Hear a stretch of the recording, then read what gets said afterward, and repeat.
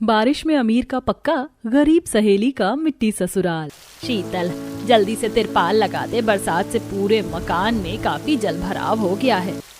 माँ जी, आंधी तूफान बहुत तेज है, पन्नी छत पर टिक नहीं पा रही है। तब एकदम से और भी ज्यादा मौसम खराब हो जाता है, जिससे शीतल का मिट्टी का ससुराल गल कर बहने लगता है, जिसे देख पक्के मकान में से निशा टॉन्ट मारते हुए, जो दूसरों का घर खराब करते हैं ना, उनका खुद का घर उनकी आंखों के सामने इसी तरह टूट जाता है। याद है तुमने अपने गरीब मिट्टी के ससुराल को लेकर कितनी बड़े बड़े मिसाल दिए थे। आज वो भ्रम भी टूट गया होगा। निशा, मैंने कभी सपने में भी नहीं सोचा था कि मेरी खुद की सहेली, जिसने मैंने अपनी बहन से बढ़कर चाहा, वो मेरे परिवार के बुरे हालातों की हंसी उड़ाएगी। शीतल बहू, कीचड़ पर पत्थर मारने से वो हम पर ही उछलता है। रस्सी जल गई पर बल नहीं गया। आखिर क्यों अमीर निशा अपनी गरीब सहेली का इस कदर निरादर कर रही है, और क्यों एक सहेली को पक्का और दूसरी को मिट्टी वाला ससुराल मिला? आज तो मैं अपनी बेटी के हाथों की रोटी खाकर तर गया। देखो कैसे चूल्हे की रोटी भुलाकर खिला रही है। तुमको तो कितना भी चुनिंदा आटा खरीद कर लाकर दे दो, जली रोटी सेकती हो। हाँ, मैंने कभी कहाँ तुम्हारा रोटी पानी किया है, न कभी परोस कर खिलाया। जब देखो बैठे बैठे बाल की खाल निकालते रहते हो।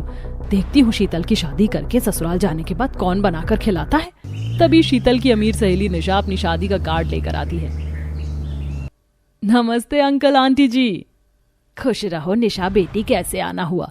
एक्चुअली आंटी जी, मेरी शादी फिक्स हो गई है इसी महीने की 2 तारीख को, इसीलिए मैं स्पेशल अपनी पक्की सहेली और आप दोनों को इनवाइट करने आई हूँ।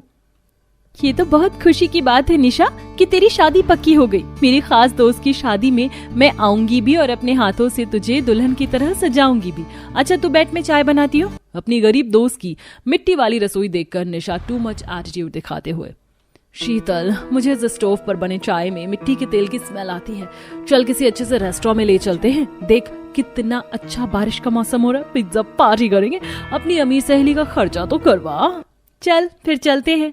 रेवती शीतल को जाने से रोक देती है। निशा बेटी, शीतल तुम्हारे साथ नहीं जा पाएगी क्योंकि कल उसे देखा देखी करने लड़के वाले आएंगे, तो आज काम करवाना है। निशा शीतल के घर से कार लेकर जैसे ही निकलती है, तभी दूसरी कार से उसकी माँ मनोरमा आती है। मनोरमा आंटी जी, आप यहाँ? नमस्ते। निशा बस अभी गई है। तुम तो नहा धोकर मेरी बेटी को लूटने के पीछे पड़ गई हो। आंटी जी, मेरी दोस्ती सच्ची है, उसे दौलत से मत तोलिए। ज्यादा नाटक करने की जरूरत नहीं है। अच्छे से जानती हूँ मैं, तुम जैसी 2 कौड़ी की गरीब लड़कियाँ अमीर लड़कियों को अपने दोस्त बनाकर अपने खाने पीने पर खर्च करवाती हो। बस मनोरमा जी, बस। आप निशा की माँ है, इसलिए मैं अभी तक आपकी इज्जत कर रही थी। भले ही हम गरीब हैं, नमक रोटी खाकर गुजारा कर लेते हैं, किसी के यहाँ मांगने नहीं जाते। आज के बाद इस चौखट पर आने की कोई जरूरत नहीं। तो फिर समझा दो अपनी गरीब सादी बेटी को कि मेरी निशा से दूर रहे। मैं उसकी शादी ऐसे अमीर खानदान में करवा रही हूँ कि तुम ख्वाब में भी नहीं सोच सकती। आंटी जी, आप जैसे पैसे और प्रॉपर्टी के पीछे भागने वाले अमीर लोग दोस्ती का मोल नहीं समझ सकते। Sheetal, how dare you talk to like that? मेरी मम्मी से ऐसे बात करने की तुम्हारी हिम्मत कैसे हुई? मेरी मम्मी सही कहती थी, तुम जैसे गरीब लोग मुंह लगाने के लायक नहीं, इसीलिए आज मैं तुमसे अपनी दोस्ती तोड़ती हूँ। तभी बरसात शुरू हो जाती है। जिस बारिश के मौसम में दोनों दोस्तों को एक दूसरे से जोड़ा था, आज उसी बरसात में दोनों की दोस्ती टूट जाती है। जहां निशा की शादी आलिशान पक्के घर में होती है, शीतल के गरीब माँ बाप रिश्ता देखकर उसकी शादी करवा देते। शांति बहू को विदाई करवा कर लाती है, तभी तगड़ी बारिश चालू हो जाती है। हे भगवान, इस राम जी को अभी बरसना था। किरण, जल्दी से आरती की थाली और कलश ले आ। जी माँ, अभी लाती हूँ। ये लीजिए माँ। शीतल बहू, मैं जानती हूँ हर लड़की के दिल में अपने ससुराल के घर द्वार को लेकर बहुत सी इच्छाएं होती हैं, पर इतनी बचत नहीं कि अपना खुद का मकान हम बनवा सकें, इसीलिए मिट्टी के घर में समय काट रहे हैं। माँ, ईंट पत्थर मिट्टी से तो केवल मकान बनता है, घर तो परिवार से बनता है, और मैं खुश नसीब हूँ जो भगवान ने मुझे अच्छा परिवार दिया है। शीतल अपने मिट्टी के कच्चे ससुराल को भी पूरे मन से स्वीकार करती है। वहीं अमीर सहेली पक्के ससुराल में। बहू, किचन, लिविंग रूम, हॉल सब कुछ तो तुम देख चुकी हो, पर ये रहा तुम्हारा बेडरूम। मैंने तुम्हारे और नितिन के लिए एकदम ताज़ा ताज़ा तैयार करवाया है। मम्मी जी, मुझे बेडरूम का इंटीरियर कुछ खास पसंद नहीं आया। एटलीस्ट आप मुझे कॉल करके मेरा कलर टेस्ट पूछ लेती। बहू, मुझे लगा मेरा चुना हुआ रंग तुम्हें पसंद आ जाएगा। मम्मी जी, आपको सेंस तो लगाना चाहिए था कि न्यूली कपल का कमरा उसके ओपिनियन के अकॉर्डिंग डिजाइन करवाना था। मैं इसका इंटीरियर खुद बदलवाऊंगी, जैसा तुम्हें ठीक लगे निशा बहू।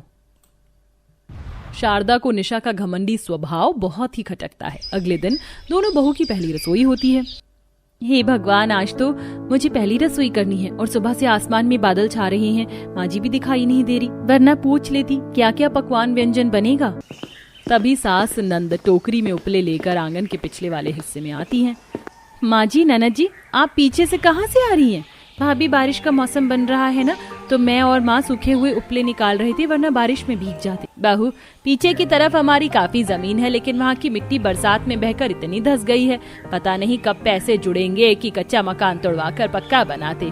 वैसे माँ जी, ये पड़ोस वाला पक्का घर किसका है? बड़ी अच्छी सी डिजाइन बना रखा है।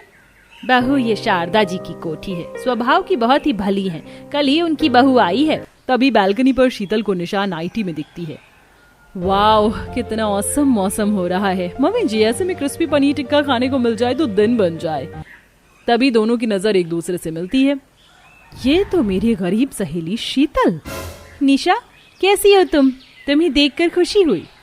मुझे नहीं पता था कि मेरे खूंटे से बंध जाओगी। वैसे तुम्हारे औकात के हिसाब से तुम मिट्टी वाला ससुराल डिजर्व करती हो। तभी शारदा निशा को बुलाने आती है। निशा बहू, तुम बालकनी में क्या कर रही हो? जल्दी से नहाकर रसोई में आ जाओ, आज तुम्हारी चूल्हा चढ़ाई है। हाय मम्मी जी। दोनों ही अपनी पहली रसोई बनाती हैं। अन्नपूर्णा माँ की कृपा से कितनी फूली हुई पूरियां बन रही हैं। मेरा हलवा भी तैयार है। तभी मूसलाधार बारिश होने लगती है, जिससे सूखे आंगन में कीचड़ मच जाता है, जिसे देखकर अपनी पक्की रसोई से निशा क्या हुआ शीतल? खाना बचा या सारी मेहनत मिट्टी में मिल गई? भाभी, आप ये बोरी ओढ़ लीजिए, मॉनसून की पहली बारिश है, तबीयत खराब हो जाएगी। बहू, तो चिंता मत कर, मैं अभी तेरे देवर से तिरपाल टंगवा देती हूँ। विकास, आकर आंगन में तिरपाल लगा दे। जी माँ, अभी लगाता हूँ। बहू, मैं पूरी की लोई लगा देती हूँ, दे दे। बारिश में गरीब शीतल की ससुराल वाले को उसका हाथ बटाते देख अमीर सहेली जल जाती है। इस गरीब का ससुराल मिट्टी का है, लेकिन परिवार वाले कितने अच्छे हैं, मदद करवा रहे हैं। मैं यहाँ अकेली पड़ गई हूँ। इसी तरह समय गुजरता है। निशा के पक्के ससुराल में उसे कोई खास समय नहीं देता, जिससे वो चिढ़ी सी रहती है। वहीं गरीब शीतल की मिट्टी वाले ससुराल में बारिश का मौसम उसे बड़ा सताता है। माँ जी, कल ही मैंने दीवार और घर में इतनी मिट्टी चढ़ाई थी, बारिश में सब बह गया। जगह जगह से टपका लगाने से अनाज भीग गया। बहू, प्रतीक्षा करने के सिवा और कोई उपाय भी तो नहीं है। अब तो सावन भादों के बाद ही मिट्टी भरवाएंगे घर में। जब देखो शीतल शीतल शीतल। माँ जी, आप मेरी सास हैं या उसकी? बहू, मैं केवल तुझे दिखाना चाहती हूँ कि तेरी गरीब सहेली मिट्टी के ससुराल में कितने स्नेह प्रेम से रहन सहन कर रही, मगर तेरे लिए इस पक्के ससुराल में भी चार दीवारी की जिम्मेदारी उठाना भारी पड़ रहा है। जब देखो तब होटल से खाना मंगवा लेती है, कपड़े तुझे धुले नहीं जाते हैं। आग बबूला होकर निशा बालकनी में आती है, जहाँ बारिश में शीतल की मिट्टी की दीवार बह रही थी और घर में पानी का भराव लगा था। काफी जतन के बाद भी उनका मिट्टी का घर गलकर मलबा बन जाता है, जिस पर निशा खुश होती है। भगवान भी हमारे परिवार पर एक के बाद एक विपत्ति डाल रहा है। निशा, तुम्हें ऐसी हालत में अपनी सहेली शीतल की मदद करनी चाहिए। नितिन, तुम मुझे राय मत दो। ये गरीब लोग कुछ भी बेटर डिजर्व नहीं करते हैं। धक्के खाने दो उन्हें। निशा बहू, तुम दोस्ती के नाम पर धब्बा हो। जब देखो शीतल का निरादर करती रहती हो और उसने हमेशा तुम्हारी तारीफ की। यही सच्ची दोस्ती होती है। निशा को अपने बर्ताव पर पछतावा होता है, जिसके बाद वो अपनी गरीब सहेली और उसके ससुराल वालों की मदद करती है। शीतल को देखने लड़के वाले आए हुए हैं, जहाँ सब बाहर बैठे होते हैं। तभी वो सभी शीतल और दिवाकर को दूसरे कमरे में भेज देते हैं बात करने के लिए, और दोनों बैठकर बातें करते हैं। मेरे लिए मेरी माँ ही सब कुछ है। मैं हमेशा अपनी माँ के साथ रहूंगा। अगर तुम मेरी माँ के साथ पूरी जिंदगी गुजार सकते हो तो ही मुझे यह रिश्ता मंजूर होगा। मैं चाहता हूँ कि मेरी अर्धांगिनी मेरी माँ को अपनी माँ की तरह समझे। शादी के बाद आपकी माँ मेरी माँ, मैं अपनी माँ से भी बढ़कर ख्याल रखूंगी उनका। शीतल की बातें सुनकर दिवाकर को काफी अच्छा लगता है और वो बाहर जाकर इस रिश्ते के लिए हाँ कर देता है और सबके बीच रिश्ता पक्का हो जाता है। कुछ देर बाद जब जाने का समय आता है तो लड़के वाले अपनी होने वाली बहू के हाथों में कुछ पैसे और तोहफे देते हैं। बहू, मैंने ये सूट अपने हाथों से सिला है तुम्हारे लिए और ये शगुन के तौर पर 1100 रुपए, और भाभी मेरी तरफ से ये प्यारे से झुमके। सभी लोग शगुन देकर वहां से चले जाते हैं।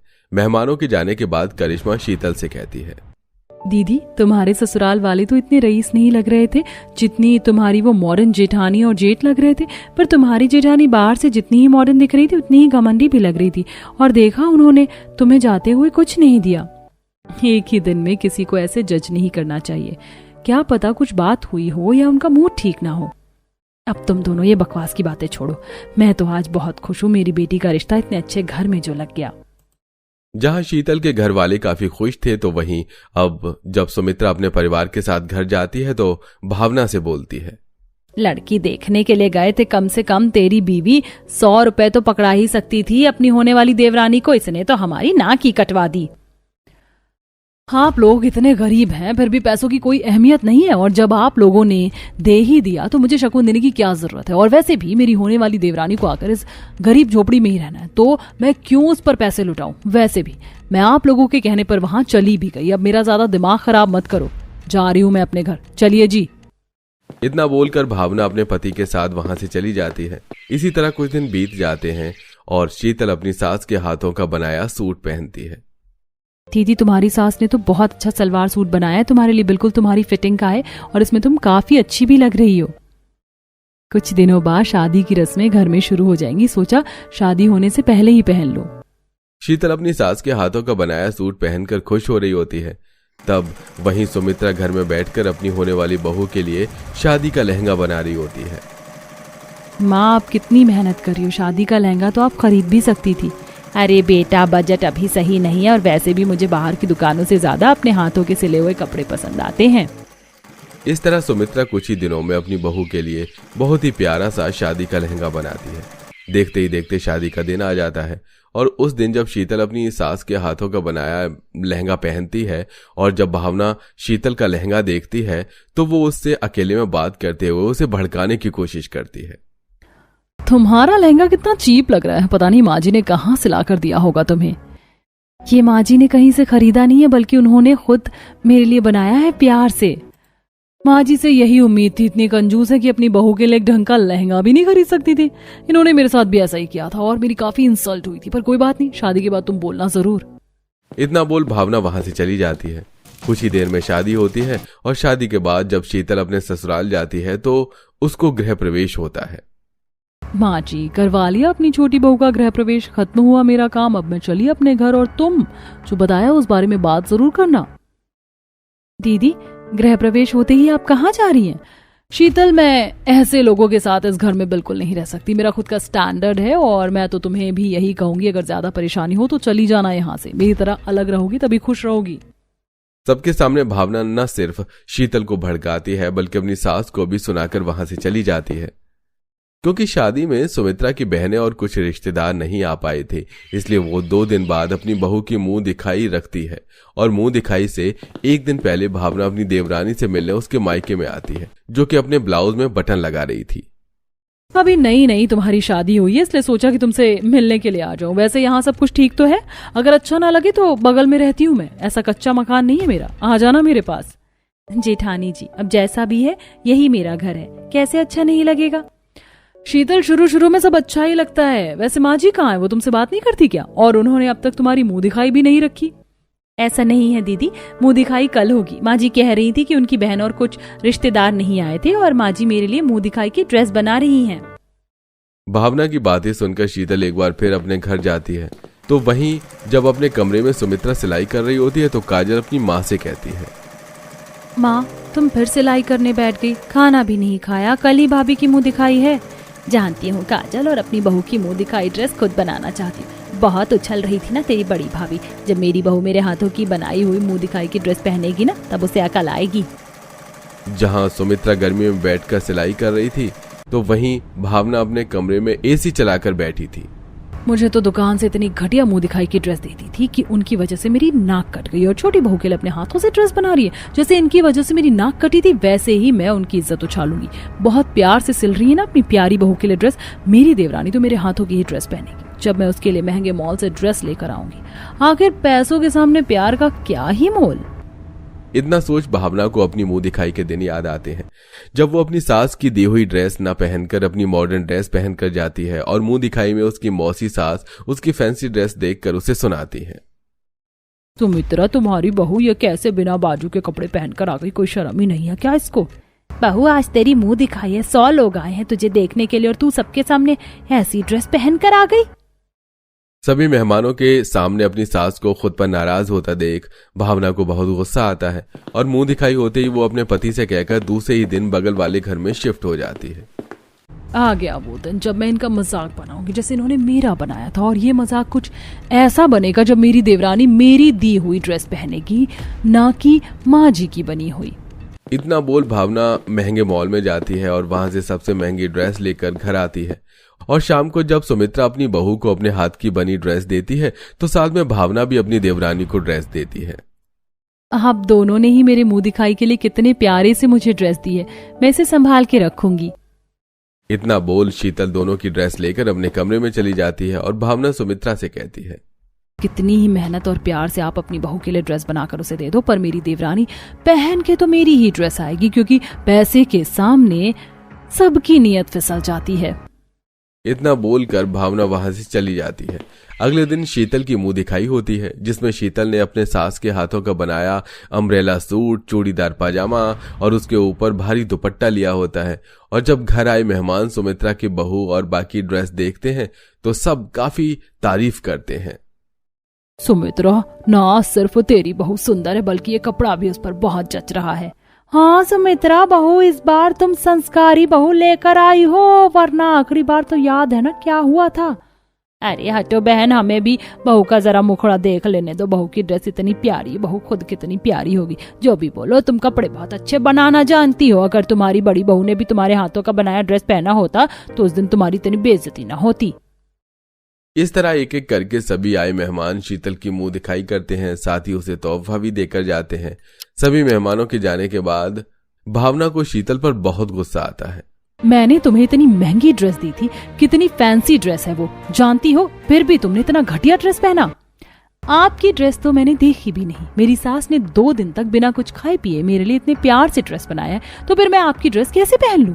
मेरे सामने फैंसी और महंगे ड्रेस से ज्यादा कीमती है मेरी सास का प्यार। पैसे का क्या है, वो तो आज है कल नहीं, पर अपनों का प्यार तो हमेशा के लिए चाहिए होता है। और आपने मुझे प्यार से नहीं बल्कि घमंड से दिया था वो ड्रेस। शीतल, आज तुमने दिखा दिया जो तुमने मुझसे पहले दिन कहा था। बहू, आज लग रहा है मैंने तुझे चुनकर बिल्कुल सही किया। इस तरह शीतल अपनी सास की दी मुंह दिखाई ड्रेस पहनकर अपनी मुंह दिखाई करवाती है और सभी सुमित्रा की काफी तारीफ करते हैं। तो वहीं एक बार फिर भावना की इंसल्ट होती है और वो मुंह बनाकर वहां से चली जाती है।